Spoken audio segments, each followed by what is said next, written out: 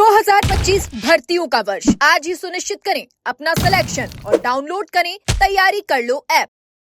जयपुर में इस समय सिविल डिफेंस की जो सदस्यता और ट्रेनिंग चल रही है उसको लेकर कई बड़े सवाल खड़े हो रहे हैं। लगातार आरोप लग रहे हैं कि सदस्यता और ट्रेनिंग में बड़े स्तर पर फर्जीवाड़ा किया जा रहा है, अपनों में रेवड़ियां बांटी जा रही हैं। साथ ही उन लोगों का इसमें चयन किया जा रहा है जो लोग वहां पर जो कलेक्ट्रेट में बैठे हुए हैं उनके खास हैं। हालांकि इस सदस्यता और ट्रेनिंग में पैसों के लेन देन के भी लगातार आरोप लग रहे हैं। हालांकि प्रशासन की ओर से इस पर कोई जवाब नहीं आया है, कोई ऑफिशियल उनका अभी तक भी स्टेटमेंट जारी नहीं होने से प्रदेश के लाखों युवा बेरोजगार ये सवाल खड़े कर रहे हैं कि आखिर इस पर चुप्पी क्यों साध रखी है। इन तमाम पहलुओं पर बात करने के लिए राजस्थान बेरोजगार यूनियन के अध्यक्ष हनुमान किसान हमारे साथ मौजूद हैं। हनुमान लगातार इस मुद्दे को उठा रहे हैं और जो उच्च स्तर है, चाहे मंत्री स्तर है, चाहे अधिकारी स्तर है, वहां तक इस मामले को पहुंचाया जा चुका है और अब ये मामला पहुंच चुका है खुद सीएमआर के संज्ञान में। ऐसे में अब इस जो सदस्यता और ट्रेनिंग है उसको लेकर बड़े सवाल जो खड़े होने हैं वो लाजमी है। हनुमान मेरे साथ हैं, हनुमान से बात करेंगे। हनुमान, सिविल डिफेंस की सदस्यता और ट्रेनिंग बड़े गंभीर सवाल, क्योंकि सीएम भजनलाल शर्मा ने विधानसभा में इसकी घोषणा की थी कि स्वयंसेवकों को लगाया जाएगा। ऐसे में आप आरोप लगा रहे हैं, लंबे समय से ये बात बता रहे हैं, लेकिन अभी तक भी कोई आधिकारिक बयान इस पर नहीं आया है, क्या कुछ कहेंगे? देखिए सर, पहली बात तो ये है कि ये आरोप लगना कब से शुरू हुआ। मैं बात करूं जयपुर जिले की चाहे जम्वा रामगढ़ तहसील हो, हमने विद तथ्य के आधार पर कि गाँव से शिकायतें आ रही है। मैं मेरी विधानसभा की बात करूं, चाकसू विधानसभा की बात करूं, जम्वा रामगढ़ की बात करूं, चोमू की बात करूं, आमेर की बात करूं, अभी आज ही आमेर के 30 युवा मिल के गए हैं। अब आप एक चीज़ बताइए, अगर आमेर के युवा आकर पीड़ा रख रहे हैं तो क्या हम जो है सक्षम स्तर पर या सक्षम अधिकारी को सूचना नहीं दे? और फिर कई सारी चीज़ें जो है वो कहीं ना कहीं सामने ऐसी आ रही है जो कहीं ना कहीं पीड़ादायक है। मैं सबसे पहले आपका और एजुकेशन नगरी का मैं कोटि कोटि धन्यवाद करूंगा उन तमाम प्रदेश के लाखों युवाओं की तरफ से, उनके अभिभावकों की तरफ से, कि आप लगातार इस मुद्दे को जो है बुलंद करने का काम करें। जिसका परिणाम क्या मिला है कि धौलपुर में स्वयंसेवकों की भर्ती हो रही है और वहां पर वीडियोग्राफी हो रही है, फोटोग्राफी हो रही है, कितने स्टूडेंट आए उनकी प्रेजेंट हो रही है और माननीय एसडीएम साहब और तहसीलदार साहब प्रेजेंट है। अब वहां हनुमान किसान आरोप नहीं लगा सकता क्योंकि वहां पर सारी चीजें आपके पास है। मैं आरोप लगाऊंगा, वो सारी चीजें तथ्य आपने सामने रखेंगे। वहां पर जो योग्य उम्मीदवार होगा या फिर वो युवा जो इसको लेकर कहीं ना कहीं एक्टिव है या उसके मन में ये चीज है कि मैं स्वयंसेवक के रूप में जाना चाहता हूं, चूंकि भर्ती नहीं है, लेकिन भर्ती नहीं है फिर भी इसकी आड़ में गलत करना, बिना पारदर्शिता, जीरो डॉक्यूमेंट बाहर देना, लिस्टें नाम नहीं बताना, प्रेजेंट नहीं करना, ये तो गलत है। इस बात को तो सब मानते हैं। अब देखिएगा, जब 1962 में चीन वाला आक्रमण हुआ था, उस समय 6 दिसंबर 1962 को नागरिक सुरक्षा का गठन किया गया। नागरिक सुरक्षा का मतलब यह है कि नागरिकों के द्वारा सुरक्षा करना। हम आज यहाँ बैठे हुए हैं, बाई चांस कोई प्रॉब्लम हो जाए तो हम ही प्रशासन को सूचित कर सके, लोगों को मोटिवेट कर सके कि लोग हताश नहीं हो, लोग टूट नहीं जाए। इसलिए नागरिक सुरक्षा का गठन किया गया। ये 3 स्तर पर चलती है, सेंटर में चलती है, राज्य पर चलती है और स्थानीय स्तर पर भी चलती है। इसके सेंटर में जो अध्यक्ष होते हैं वो गृह मंत्री जी इसके अध्यक्ष होते हैं। बाद में लगा कि यार ये एक बहुत अच्छी व्यवस्था है और बहुत अच्छी व्यवस्था, इसके माध्यम से हम जो है नागरिकों को इस प्रकार से ट्रेंड कर सकते हैं कि किसी कॉलोनी में, घर में कम से कम नागरिक खुद की रक्षा तो कर पाए। उस मंशा से नागरिक सुरक्षा का गठन किया गया था। बाद में साहब 10 जुलाई 1968 को ये एक्ट बन गया, नागरिक सुरक्षा अधिनियम। उस एक्ट में सारी चीजें लिखी हुई है। ये मैं आपको सरकार के द्वारा नागरिक निदेशालय नागरिक सुरक्षा स्टेट की एक कॉपी दिखाऊंगा। इसमें क्या बातें है, उस सारी बातें मैं बताऊंगा ताकि प्रदेश के युवाओं को, और कई सारे फफूंद हैं, कई सारे लोग हैं जिनको पता ही नहीं है कि है क्या, वो जबरदस्ती घोटाला सुनकर कूद रहे हैं और जानना कोई नहीं चाह रहा। मैं पुनः एजुकेशन नगरी का धन्यवाद करूंगा कि कम से कम लोगों को सारी चीजें समझ में तो आ रही है। नागरिक सुरक्षा एक्ट बना, उसके बाद में इसमें लगभग 12 प्रकार की सेवाएं थी। कुछ लक्ष्य थे कि हमें नागरिकों के द्वारा उनकी सेवा करवानी निःशुल्क। जो भी इसमें काम करेगा स्वयं सेवक, स्वयं की इच्छा से सेवा देने वाला, तो आओ प्रशिक्षण लो और काम करो। अब आप देखिएगा 2005 में आपदा प्रबंधन का अधिनियम आया। आपदा प्रबंधन का अधिनियम में बताया गया कि किसी भी प्रकार से आपदाएं आ सकती है, चाहे बाढ़ हो, सूखा हो या किसी भी प्रकार की नियमितता हो, कानून व्यवस्था खराब होना हो, तीनों प्रकार की सेनाएं संकट में हो तो नागरिक खुद को आपदा से कैसे बचाए। हो सकता है कि जो सिस्टम है तीनों प्रकार की सेना वहां नहीं पहुंच पाए, या जब तक नहीं पहुंच पाए तब तक तो खुद को सुरक्षित बचाए। उसके बाद में 2009 में इसमें संशोधन किया गया और आपदा प्रबंध को हवाई फायरिंग से लेकर हवाई हमलों को शामिल करते हुए नागरिक सुरक्षा से जोड़ दिया गया। अब हम इतना जो है सुदृढ़ हो गए कि किसी भी प्रकार की आपदा आएगी तो हम नागरिक सुरक्षा के माध्यम से उस आपदा का जो है सामना कर पाने में सक्षम हो गए। इसमें टोटल 12 प्रकार की सेवा है। इसमें मजदूर भी जा सकता है, इसमें अनपढ़ भी जा सकता है, इसमें 45 साल का, 50 साल का, 80 साल का कोई भी जा सकता है। आप मापदंड बीच में नहीं लगा सकते जब तक आप ये नहीं कहोगे कि हमें किस स्किल्स की युवा चाहिए। एग्जाम नहीं ले सकते, किसी प्रकार का कोई आप इसमें परीक्षण नहीं करवा सकते। हाँ, आपको लगता है कि सब हमें युवा ही चाहिए, आपने कोई भी प्रोसेस अपना ली, लेकिन जो भी प्रोसेस अपनाओगे उसमें पारदर्शिता होनी चाहिए। जिस लक्ष्य की अभी बात कर रहे थे, नागरिक सुरक्षा ने बजट 2023-24 में और 24-25 में जयपुर जिले को 1000 सदस्य मनोनयन करने का लक्ष्य दिया। उसमें लाइन लिखी हुई थी, लेकिन आपको पारदर्शिता का पालन करना है। आज धौलपुर में वीडियोग्राफी हो रही है, फोटोग्राफी हो रही है, इसी की तो मांग कर रहे हैं। अब होता यह है कि 12 प्रकार की सेवाओं में नागरिक सुरक्षा की रीढ़ की हड्डी बोलते हैं वार्डन सेवा को। इसमें सर अब आप एक चीज दिमाग में ही आएगा कि सब आप भी स्वयं सेवक का काम कर रहे हो, मैं भी स्वयं सेवक का काम कर रहा हूं, लेकिन अगर हम इसकी ट्रेनिंग ले कि कोई टिप्पन में बम है तो टिप्पन ऐसा नहीं हो कि हमें सूचना मिली कि फलाने वार्ड में टिप्पन में बम है और हमने 2 किलोमीटर की जगह खाली कर दी। नहीं, आपको पता होना चाहिए, इसने ट्रेनिंग की है कि इसकी जो कैपेसिटी है वो 50 मीटर है, 100 मीटर है, ताकि आप 200 मीटर तक का एरिया खाली कराओ। पुलिस को आपने सूचित कर दिया, अब पुलिस किस लाइन से आएगी, किधर ट्रैफिक है, किधर गड्ढे हैं, जल्दी आए तो आप बताओगे फोन करके साहब उस लाइन से आना, क्योंकि आप जल्दी पहुंच पाओगे। आपने उस रोड को आसपास के लोगों को इकट्ठा करके चारों तरफ से बंद करवा दिया। ये नागरिक सुरक्षा है। इसमें मेन जो रीढ़ की हड्डी है वो आती है वार्डन सेवा। देखिए, इसमें कोई भी स्वयंसेवक की ट्रेनिंग लेना चाहता है उसके लिए प्रावधान है कि इसका जो नियंत्रक होता है वो माननीय कलेक्टर साहब होते हैं। आप कलेक्टर साहब को जाकर इसका आवेदन कर सकते हैं, आप उप नियंत्रक को इसका आवेदन कर सकते हैं, इसके साथ ही आप मुख्यालय पर जाकर इसका आवेदन कर सकते हैं। फिर इसके कार्यकारिणी होती है। पहले क्या होता था, मोबाइल नहीं होते थे तो एक सिस्टम बना दिया कि किसी भी पूरे बड़े शहर में जो होगा वो चीफ वार्डन होगा, एक होगा पूरे शहर का। फिर 2-2 लाख में वो डिवीजन वार्डन में उन्होंने बांट दिया। जैसे जयपुर जिले का एग्जाम्पल समझाऊं तो 12 डिवीजन वार्ड है, 12 डिवीजन वार्ड में एक डिवीजन वार्ड हो गया। इनके साथ साथ और डिप्टी चीफ वार्डन एक और बना दिया गया कि 2 लाख की आबादी में आपने डिवीजन वार्डन तक पहुंचा दिया। डिवीजन वार्डन ने चीफ वार्डन को बताया, चीफ वार्डन ने संबंधित लोगों को बताया, तुरंत चीजें पहुंच गई, ताकि जो समय 6 घंटे लगते थे वो कम से कम 2 घंटे लगे, तुलनात्मक चीजें कम हो और वहां पर जिनके ऊपर पीड़ा आ गई, आपदा आ गई, उन लोगों को आप तुरंत उनको समझा सको, यानी कि वार्डन सेवा। अब इनके नीचे पोस्ट वार्डन, फिर सेक्टर वार्डन, इस प्रकार से 20,000 रुपये एक पोस्ट वार्डन होगा, 4,000 रुपये सेक्टर वार्डन होगा। अब होता क्या है, जिस वार्ड में आप सोचिए कि अपन ज्योति नगर में बैठे हैं, ज्योति नगर में कोई आपदा आ गई तो ज्योति नगर का आदमी तो संभालेगा, उसको अपनी सूचना कर दी, उसको पता है कि आग बुझाने के लिए किसको फोन करना है, थाने में कौन लगा हुआ है, किसको फोन करना है, वो इसी काम के लिए, और कौन सी रोड पे ट्रैफिक मिलेगा, कौन सी पे नहीं मिलेगा, इस सेवा है। बीच में पुराने जो अधिकारी थे उन लोगों को लगा कि हम जब प्रदेश के युवाओं को ट्रेंड कर रहे हैं तो क्यों ना हम इन युवाओं को रोजगार की दृष्टि से भी कहीं ना कहीं इनको सुदृढ़ बनाएं। तो 2005 तक होमगार्ड और ये दोनों सेम होती थी, फिर होमगार्ड को गृह विभाग को दे दिया। अब सिस्टम क्या रहने लग गया कि 2009 तक तो इनको शुरू में तो 70 रुपये मिलते थे, बाद में 100 रुपये देना स्टार्ट कर दिया, फिर 300 रुपये हो गए, अब 842 रुपये हो गए। पिछली बार बजट में माननीय DA कुमार जी ने 10% की बढ़ोतरी भी की थी। मैं ये नहीं कह रहा कि कोई बड़ी नौकरी है, सरकारी नौकरी अथा कोई पैसा मिलता है, नहीं, इनका शोषण ही होता है बेचारों का, ड्यूटी से लेकर हर जगह। हमारी मांग ये है कि बंद होना चाहिए, अगर सामने आ गया ना तो फिर बंद होना चाहिए। कोई भी हो, जो भी जिम्मेदार है उनको ये सोचना चाहिए कि हमें कम से कम पारदर्शिता के नाम पे कुछ भी देना चाहिए था। आज पूरे प्रदेश के सामने एक सिंगल डॉक्यूमेंट नहीं है। आप ये कहो कि रनिंग हुई तो वीडियोग्राफी दिखाओ, नहीं मिलेगी, फोटोग्राफी दिखाओ, नहीं मिलेगी, कौन प्रेजेंट हुआ कौन नहीं आया कुछ नहीं मिलेगा, ये गलत है।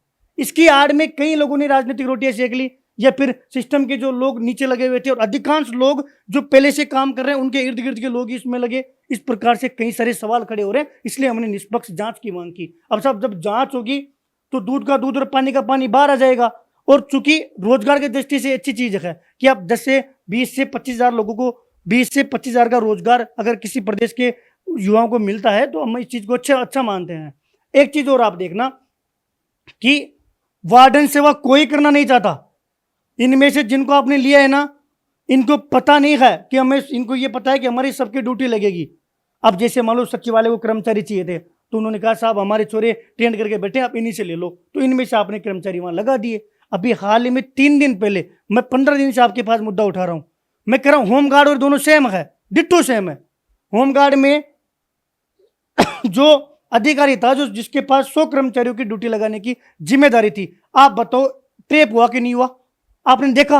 मतलब आरोप सही है। तो ये चीजें गंदगी बंद होनी चाहिए कि बेचारा कोई होमगार्ड लग गया, अब आप उसको पैसे ले रहे हो कि 25,000 तनख्वाह मिल जाएगी, मैं वहां ड्यूटी लगवा रहा हूं, लेकिन महीने के 5,000 मुझे देगा। अब वो सोचता है कि कम से कम 20,000 का रोजगार तो मिल रहा है, तो उसके साथ शोषण बंद होना चाहिए, सिस्टम में से ये चीजें आउट होनी चाहिए। सरकारी नौकरी की लड़ाई लड़ रहे हैं, प्राइवेट सेक्टर में हम जो है बेरोजगार सहायता केंद्र के माध्यम से कोशिश कर रहे हैं कि स्थानीय युवाओं को, हमने सरकार के सामने भी बात रखी कि आप एक स्किल डेवलपमेंट कोर्स कराओ जिसमें राइजिंग राजस्थान में भी स्थानीय युवाओं को प्राथमिकता मिले, और अब इसमें गड़बड़ी मिली तो इसकी भी आवाज उठा रहे हैं।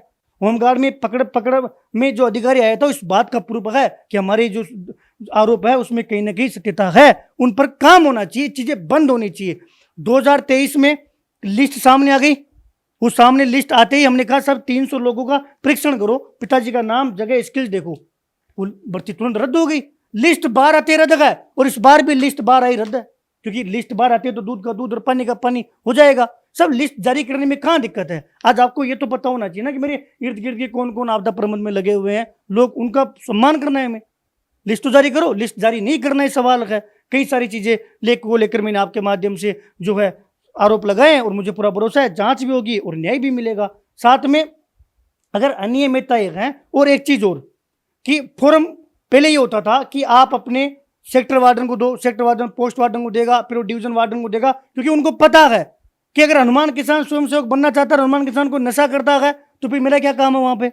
तो ये किसको बताओगा? मेरे सेक्टर वार्डन को, जो 4,000 पे होगा।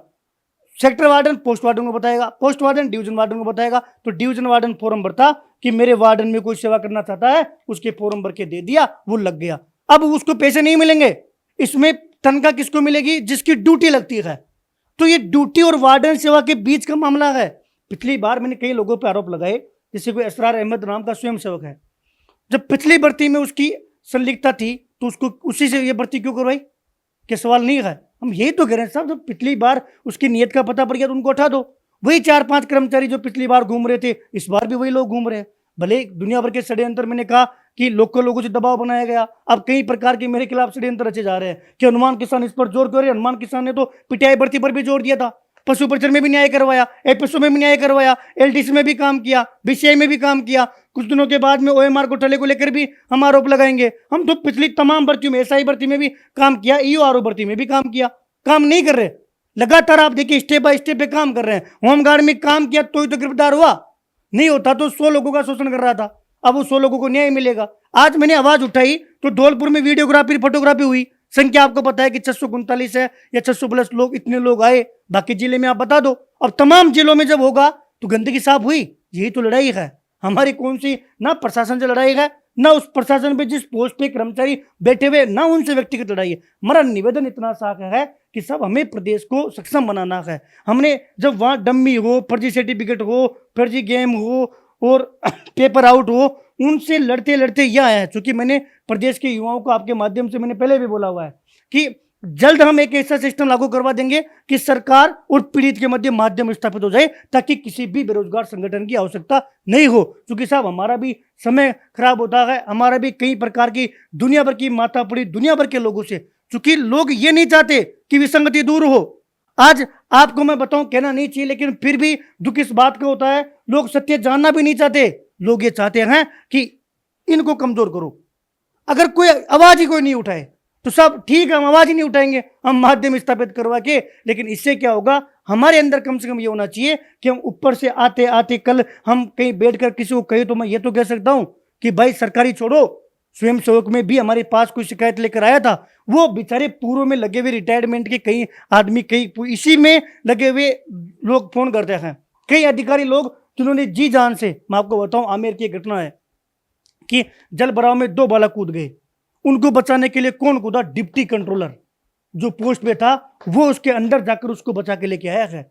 हमारे वो उन लोग जो ईमानदार लोग थे, जो डिवीजन वार्डन थे, हालांकि कई डिवीजन वार्डन अब नहीं रहे, वो खत्म हो चुके हैं, लेकिन उनकी आत्मा, वो उन लोगों ने इतनी ईमानदारी के साथ, आप सोचो उस जमाने में फ्री में कौन आएगा? खुद का रिक्शा करना, कोई घटना घटित हो गई उसको बैठा कर ले जाना, आज भी वार्डन सेवा कराओ। और मैं सरकार से निवेदन कर रहा हूं कि ठीक है, आपने प्रशिक्षण ले लिया, मत रद्द करो, कोई बात नहीं, हमारे प्रदेश के युवाओं को में सक्षम बनाना है, आप इनसे वार्डन सेवा करवा के देख लो।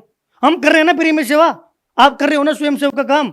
हम कर रहे हैं कि दिन में हमारे पास कोई फोन करे कि साहब ब्लड चाहिए, हमने आज तक किसी को मना नहीं किया। कई बार होता है कि महीने में 2-2 यूनिट दे देते हैं कि तीसरा देना चाहिए कि नहीं देना चाहिए, डॉक्टर कहता है कि नहीं देना चाहिए, समय पर सोते नहीं हो, समय पर खाते नहीं हो, अगर 2 इस महीने में दे दिया तो किसी और से दिलवा दो। हम फोन करते हैं, बाई चांस हमारे कोई मिलने वाला होता है तो वो आ जाता है, नहीं आता।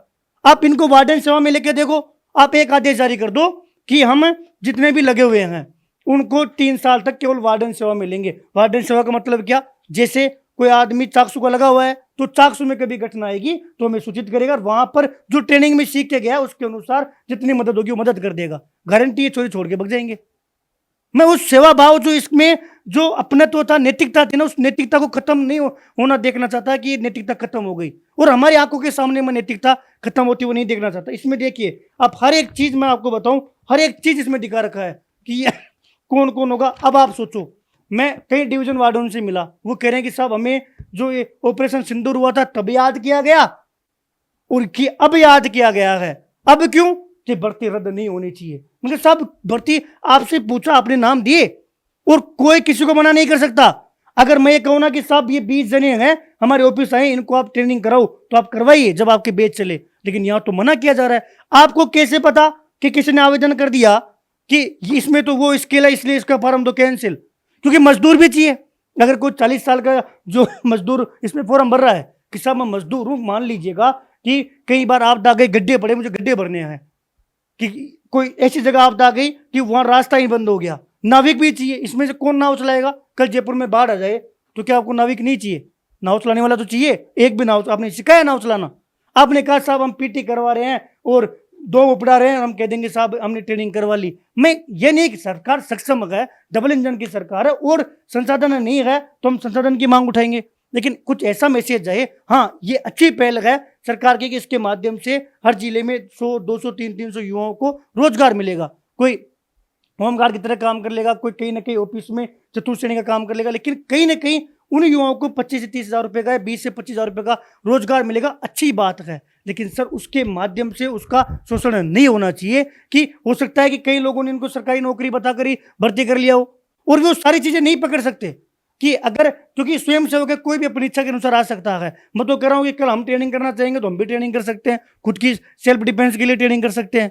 तो आप कम से कम चीजों को इस प्रकार से पेश करो कि कई प्रकार के आरोप नहीं लगे। बाकी मेरा माननीय कलेक्टर साहब और सरकार से ये निवेदन है कि कुछ ऐसा हो सिस्टम जैसे धौलपुर में हो रहा है, ताकि प्रदेश के युवाओं का भरोसा बना रहे। हम यही चाहते हैं कि माननीय मुख्यमंत्री जी, बीजेपी की सरकार रिपीट हो। हम चाहते हैं कि युवाओं के लिए ऐसा काम हो कि हम प्रदेश को कह सके, देखिए सरकार ने हर प्रकार की विसंगतियों पर काम किया है ताकि हमारा प्रदेश खुशहाल बने। बाकी व्यक्तिगत किसी से कोई द्वेषता नहीं है। आमेर में जमुआ रामगढ़ के कुछ गुर्जर समुदाय के लोग आए कि भैया आप हमारी भर्ती रद्द करवा रहे हो, हमारा तो करियर खराब हो जाएगा। मैं कैसे? कि हमें तो ये बोला गया कि आपकी ड्यूटी लगेगी। किसने बोला भाई? वहां लगाने वाले कर्मचारी वही हैं, लगाएंगे वही लोग। हो सकता है कि कई लोगों को आपके पास एप्लीकेशन आया कि साहब मेरे में ये डिजायर है, ये गाड़ी चला सकता है, आपने ले लिया कि ठीक है, गाड़ी चलाने वाला के भी आपदा में सेवा में काम आ जाएगा। वो एक अलग बात है कि आपने भर्ती उसके जरिए आपने ले ली। 1000 पदों का लक्ष्य आवंटित हुआ, आपने कई नोटिस जारी नहीं किया कि हम 1000 से 2000 ले रहे, 3000 ले रहे। थोड़ा बहुत क्या है कि अगर युवाओं को पता हो तो हर जगह से, ताकि हम वार्डन सेवा खत्म नहीं होनी चाहिए। मेरी जो मेन प्रमुखता चीज है, जिस बात का दुख है वो ये है कि आप वार्डन सेवा नागरिक सुरक्षा की रीढ़ की हड्डी है, इसको खत्म मत करो। वो जो डिवीजन वार्डन है उनको सम्मान दो, उनसे पूछो कि साहब आपके 2 लाख की आबादी में क्या चल रहा है और किस अकॉर्डिंग आपका एटमोस्फेयर है, यहाँ कौन कौन सी प्रकार की समस्याएं हैं, किस प्रकार के स्किल के युवा आपको चाहिए। अब तो 22-23 में माननीय मुख्यमंत्री जी ने बजट में घोषणा की थी प्रशिक्षण केंद्र की भी जो है घोषणा हो गई है, वो भी हमारे क्षेत्र में दिया है, जिसके लिए 32 करोड़ 53 लाख की स्वीकृति माननीय मुख्यमंत्री जी ने हाल ही में दी। उसके लिए भी मैं सरकार का धन्यवाद करूंगा। बाकी ये इसमें कोई इतनी बड़ी बात नहीं है कि हम इस चीज़ को कर रहे हैं। हमारा काम था मुद्दा उठाना, हमने मजबूती से मुद्दा उठाया। हमारा काम था कि सरकार तक सक्षम स्तर तक चीज़ें पहुंचाना, वो चीज़ें हमने पहुंचाई। हमारा काम था युवाओं को, देखिए ये पहली किताब है नागरिक सुरक्षा की, मूल शंकर झा जी ने लिखी थी, 2 रुपए में मिलती थी 1964 में। और मैं बात कर रहा था अभी 6 फरवरी 1962 की, जब नागरिक सुरक्षा का गठन हुआ चीन युद्ध के बाद में। 1968 में एक्ट बना, 2005 में जब आपदा प्रबंधन का एक्ट बना तो 2009 में संशोधन करके दोनों को जोड़ दिया। अब इस दौरान आपको लग रहा है कि कहीं ना कहीं स्वार्थ बीच में आ रहा होगा? नहीं, यहाँ सेवा भाव। आपने 60 साल तक नौकरी की, आप अपनी कॉलोनी में रह रहे हो, आपको लगा कि मेरी कॉलोनी में कहीं कभी बार ट्रैफिक हो जाए, कोई बिल्डिंग में आग लग जाए, कोई ट्रांसफार्मर में आग लग जाए, किसी प्रकार का कोई एक्सीडेंट हो जाए, तो उस जमाने में सब कोई बोलते नहीं थे। आज आप देखिए कई बार एक्सीडेंट हो जाता है, बगल वाले बाइक से सीधे चले जाते, कोई नहीं बोलता। ये चीज नहीं हो कि कम से कम नागरिक तो नागरिकों के लिए बोले कि संबंधित थाने में आधे लोगों को ही नहीं पता कि अब मेरे जो थाना पड़ता है उसमें एसएचओ कौन लगा हुआ है, मैं किसको फोन करूं, आग बुझाने वाले के नंबर क्या है, एम्बुलेंस के नंबर क्या है, हमारे जो नजदीक हॉस्पिटल है, पीएससी है, सीएससी है, उसमें कौन से डॉक्टर साहब बैठे हुए हैं, वो किस चीज के स्पेशलिस्ट हैं, कौन कौन सा स्टाफ है, किसी के हाथ कट गया, किसी के कोई कीड़ा खा गया तो हमें कहाँ ले जाना है। कुछ 1-2 लोग तो हो वार्ड में जिनको सारी चीजें पता हो। इसमें एक एक चीज समझाई गई है। उस समय तत्कालीन मुख्यमंत्री जी थे, उनकी मैं आपको एक चीज दिखाता हूं सर। मोहनलाल सुखाड़िया जी ने एक गजब की लाइन बोली है इसमें कि साहब ये जो आगे जाकर भविष्य में नागरिक सुरक्षा जो होगी वो एक बहुत अच्छा मुद्दा बनेगा, और जनता में जो प्यार प्रेम एकता जो बनेगी वो इससे नागरिक सुरक्षा से बनेगी। लोगों में अपनत्व का भाव जागृत होगा, नफरत द्वेषता भयभीत ये सारी चीजें आज देखिए हर आदमी दूसरे आदमी के, आप ये आवाज उठा रहे हो, कई लोग चाहते हैं कि ललित जी एजुकेशन नगरी पे आवाज कैसे उठ रही है, इसको दबा दो, कहीं ना कहीं तो गड़बड़, इनका क्या स्वार्थ है। हर तरीके के लोग हैं, ये खत्म करता है साहब। कम से कम आप अपनी गलत नियति से गलत मंशा से नागरिक सुरक्षा को तो बख्श दो कि लोगों में प्यार प्रेम बना रहे, लोगों में गलत चीजें नहीं जाए, जो नैतिकता का भाव है, सेवा भाव है, वो खत्म नहीं हो।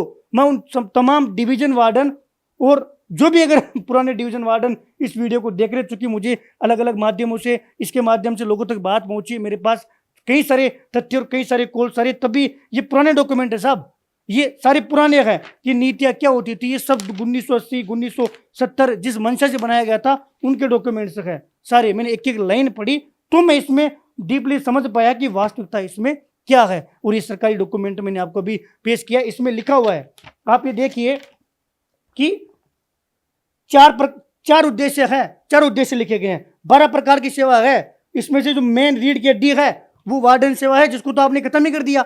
आप इसको स्वयं सेवक को ड्यूटी से मत जोड़िए, ये तो वैकल्पिक है कि अगर आपके पास ज्यादा युवा है, किसी डिपार्टमेंट को चाहिए, जैसे पशुपालन विभाग को 3000 पहले चाहिए होते थे लंपी के समय, आपने 3000 युवा दे दिए।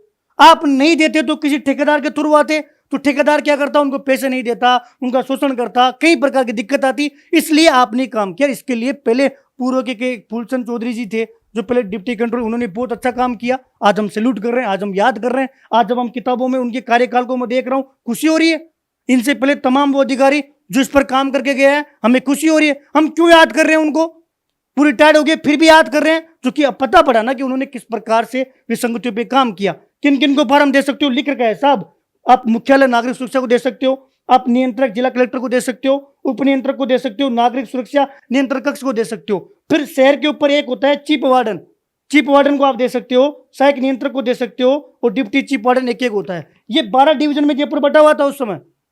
अब ये 12 वार्डन के आपके पास डिवीजन वार्डन के मोबाइल नंबर सरकार जारी करती थी कि आपको आवश्यकता हो तो आप दो। अब डिवीजन वार्डनों को नाम के वार्डन रह गए, बेचारों को कोई याद नहीं करता। मैंने इनसे बात की, कह रहे साहब हमें मान सम्मान नहीं मिल रहा, हमसे कोई पूछ ही नहीं रहा, हमें क्या करना है। इनमें से कई लोग इस व्यवस्था का विरोध करते हैं, लेकिन करे कहां, आपने तो वार्डन सेवा तो कर दी समाप्त। आज मैं पूछू ना 16,000 के आसपास जयपुर जिले में स्वयंसेवकों का रजिस्ट्रेशन है लगभग, क्योंकि आंकड़ा मैं इसलिए ऑथेंटिक नहीं बता पा रहा कि सामने कुछ है ही नहीं। अब 3 साल में उनके कार्ड रिन्यू होते हैं। अब आप 3 साल बाद में कार्ड उन्हीं का रिन्यू करोगे जो आपका मिलने वाला है। आप वहां जो लगे हुए हैं ना उन लोगों का डाटा इसमें जांच में सीधी सी एक फंडा अपनाइए कि असरार अहमद लगा हुआ है तो उसके मिलने वाले कितने लगे हुए हैं, उसके परिवार आपको सब मिलेंगे लगभग, और वो जहां रह रहा है उसके समुदाय के उनके आसपास के लोग कितने लगे हुए हैं। आप इसमें एक मालीराम जी हैं, उनका बाबूलाल गुजर ने अपने गांव से, अभी मेरे पास थोड़ी देर पहले उनके गांव से कॉल आया और उसने कहा कि साहब आप बाबूलाल गुजर और बाबूलाल गुजर के समुदाय के लोग, उसके गांव के लोग देख लो। बाबूलाल जमुआरामगढ़ में अगर कोई गांव है तो क्या बाबूलाल के गांव में लोग लगेंगे, बाकी लोग में नहीं लगेंगे। जहां आबादी 6,000 की है और 10% लोगों को निवास है, 90% लोगों को लगा रहे हो। लग सकते हैं, कोई बड़ी बात नहीं है, मैं ये नहीं कह रहा कि नहीं लग सकते, बिना दौड़ बिना स्किल सब कुछ लग सकते हैं, लेकिन सब आप कुछ तो दो, हमें इनको कुछ तो समझाओ। आपने ट्रेनिंग में 2 बढ़ाने का काम किया है, एक दिन आपने कोई वीडियो रिकॉर्डिंग नहीं की, कुछ तो समझा कर भेजते। इनको पूछना भाई टिप्पण बम होता है, कोई टिप्पण में अपने यहाँ बैठे हुए कोई टिप्पण में बम रख के चला जाए तो कम से कम तुरंत आप दवा खोल के साहब मेरे टिप्पण में बम है, तो ये कहेगा साहब 100 मीटर 50 मीटर की जगह खाली कर दो बस, क्योंकि उसकी कैपेसिटी इतनी है। या फिर हम ये थोड़ी है कि पूरा लाल कोठी खाली करो, इतनी जानकारी तो दो उनको। पहले के जमाने में क्या होता था, जब ट्रेनिंग होती थी, सर एक चीज और मैं आपको दिखाता हूँ, बेकायदा पूरा टाइम टेबल जारी होता था। जैसे आप इस पेज को, अगर पुराना पेज है दिखा सको कैमरे में, तो मैं आपसे कहूंगा कि निवेदन है इनको दिखाए। इस प्रकार का चार्ट होता था कि सोमवार को क्या होगा, मंगलवार को क्या होगा, बुधवार को क्या होगा, गुरुवार को क्या होगा, शुक्रवार को क्या होगा, शनिवार रविवार की छुट्टी हुआ करती थी। टी ब्रेक कितने बजे तक आपका ब्रेक होगा, क्या क्या आपको सिखाया जाएगा, कौन कौन से अधिकारी सिखाने आएंगे। यहां तो असरार अहमद और भीम सिंह ने पूरी ट्रेनिंग करवा दी। असरार अहमद स्वयंसेवक है, भीम सिंह स्वयंसेवक है। भीम सिंह को देखो कितने लोगों को लगा रखा है, मालीराम जी से पूछना उसमें लगे हुए हैं कि आपने कितने लोगों को लगाया हुआ है। बात यह है कि मान लीजिए आप कोई नाम दे रहे हो और वहां नाम चढ़ रहा है, तो जिम्मेदारी तो उनकी है ना कि आपने किसी स्किल्स के अकॉर्डिंग लगाया। आप ये लिख दो कि मजदूर है, जब कभी हमें गड्ढे चलाने की आवश्यकता होगी तो ये लगेगा। ये ड्राइवर है, कब हमें डिपो सेवा है, डिपो सेवा में आवश्यकता होगी तो हम इनको ले लेंगे। कोई नाव चलाने वाला आदमी है 55 साल का, वो कह रहा है साहब मैंने नाव चलाई हुई है, कभी बाई चांस बाढ़ आ जाए और नाविक की आवश्यकता हो तो मुझे बुलाना, मैं सेवा दूंगा। आपके पास है कोई नाविक?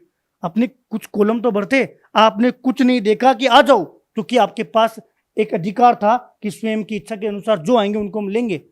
लेकिन प्रोसेस तो साहब थोड़ी बहुत तो आपको अपनानी पड़ेगी। मेरा उस सिस्टम पे जो है सवाल है।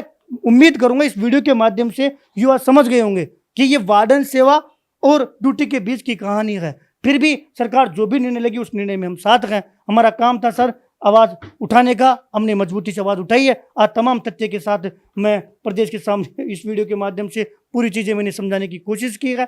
अन्य वीडियो के माध्यम से मैंने सारे आरोप भी लगाए हैं, क्योंकि तथ्य एक भी बाहर नहीं आया। जिस दिन लिस्ट आएगी सारे प्रमाण मिल जाएंगे। सक्षम स्तर इसकी जांच कर रहा है, निष्पक्ष जांच, और हमारे लायक राजस्थान बेरोजगार यूनियन और हम सब कोई भी जांच में किसी भी प्रकार का हमारे पास प्रूफ आ रहा है, हम सीधा जो है सक्षम स्तर को दे रहे हैं, प्रशासन को दे रहे हैं। जो कोई मांग रहा है कि साहब इस गांव से आपने ये चीज बोली है तो क्या ऐसा हुआ है, जो लोग भेज रहे हैं, जो लोग कह रहे हैं, हमारा काम है कहना। अब नहीं है, आप चाहते हो कि हम काम नहीं करें, आप माध्यम दे दो। हम तो अगर सरकार 11 बजे यह आदेश निकाल दे कि युवाओं को सरकार के मध्य माध्यम है, हम 11:01 पे यूनियन बंद कर देंगे। क्योंकि हमारा मकसद इतना है कि माध्यम युवाओं के बीच में हो ताकि पीड़ित युवा पहुंचा सके और चीजें कहीं ना कहीं विसंगतियां दूर हो। इसी के साथ मैं सरकार से मांग करूंगा कि या तो पूरी भर्ती रद्द कर दो या फिर पूरी भर्ती में एक काम कर दो प्रशिक्षण में कि हम जो है इनको वार्डन सेवा के रूप में यूज करेंगे, ताकि मेरे अंदर सेवा भाव बना, मैं सेवा करूंगा। ड्यूटी का लालच क्यों दे रहे हो? देखिए आपने पूरी एकदम इसको डेप्थ से समझाया है, क्या कुछ है, नागरिक सुरक्षा क्या है, स्वयं सेवक क्या है। मेरा आपसे एक सवाल है, इतने लंबे समय से आप इसमें मांग उठा रहे हैं। 3 चीजें होती हैं किसी भी चीज की मांग उठाने की। पहली होती है ज्ञापन देना, दूसरी होती है किसी मामले में मुकदमा दर्ज कराना, और तीसरी होती है कोर्ट का सहारा। क्या इन तीनों कदमों पे, तीनों जो रास्ते हैं उस पर आपने कदम उठाए? देखिए सर, मैं तीसरे से बात करता हूं कि माननीय न्यायालय में जाने की बात हमने कही थी। आप ये बताइए कि माननीय न्यायालय के लिए डॉक्यूमेंट आपके पास होना चाहिए। आज हमें पता पड़ा है कि धौलपुर में दौड़ हो रही है, दौड़ की वीडियोग्राफी हो रही है, फोटोग्राफी हो रही है। अब इसको हम चैलेंज कर सकते हैं कि साहब क्या जयपुर में आपने दौड़ करवाई तो किस नियम के अनुसार आपने दौड़ करवाई, कितने लोग आए, अब वो डॉक्यूमेंट दे नहीं रहे ना सर, कि डॉक्यूमेंट बाहर आएंगे, हमने आरटीआई, मैं आजकल में भी आरटीआई लग जाएगी। अब इस चीज को हम चैलेंज कर सकते हैं कि साहब धौलपुर में तो आप वीडियोग्राफी कर रहे हो, राजधानी में नहीं कर रहे हो, सवाल खड़ा हो गया। तो चूंकि अन्य जिलों में भी तो भर्ती होगी, तो डॉक्यूमेंट होने की वजह से माननीय न्यायालय में हम अभी तक इस चीज को लेकर नहीं जा रहे। क्योंकि अगर मैं कहूँ प्रमाण के रूप में हमारे पास कुछ नहीं है, प्रमाण के रूप में हमारे पास कुछ ऐसी चीजें हैं जो हम समय के साथ ही सामने आ सकती है। जांच के विषय की बात है कि जब तक लिस्ट सामने नहीं आएगी वो प्रमाण सिद्ध नहीं हो सकती।